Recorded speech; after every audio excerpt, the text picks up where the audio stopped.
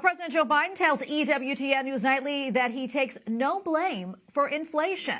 The president made those remarks after speaking about the latest jobs report, which showed strong hiring. White House Correspondent Owen Jensen reports. Owen?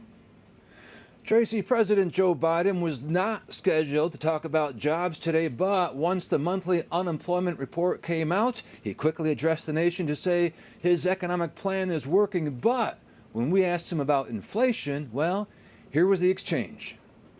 You take any blame for inflation, Mr. President? Am I taking blame for inflation? No. Why not? Because it was already there when I got here, man. Remember what the economy was like when I got here? Jobs were hemorrhaging. Inflation was rising. We weren't manufacturing a damn thing here. We were in real economic difficulty. That's why I don't. President Joe Biden does not take blame for inflation, but he does take credit for low unemployment. He says America added over 500,000 jobs last month. Meanwhile, the White House slamming what it calls anti-choice legislation. Gender Policy Council Director Jen Klein said Thursday, "We're supporting state leaders in taking proactive action again to protect access to abortion. This week, Minnesota Governor Tim Walz signed the PRO Act, making Minnesota the first state in 2023 to pass legislation codifying the protections of Roe." But Winona Rochester Bishop Robert Barron calls the Minnesota abortion law the worst kind of barbarism, adding it eliminates any kind of parental notifications so a 12-year-old child can get an abortion without even telling her parents.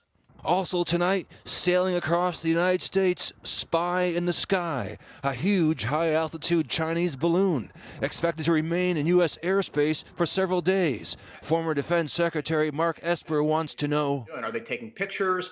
Are they intercepting signals? What are they doing, and what is the level of technical capability? It will tell us a lot about what they're trying to do, what they're trying to learn, and what their capability is of doing that. Now, failing that, I would definitely shoot it down.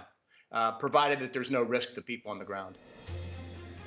Now, China says the balloon is a civilian airship used mainly for meteorological research, and it blew off course. The Pentagon is not buying that. The incident was enough to cancel Secretary of State Antony Blinken's diplomatic trip to China this coming weekend. And former President Donald Trump and former South Carolina Governor Nikki Haley, both running for president in 2024, say the U.S. should shoot down immediately that balloon.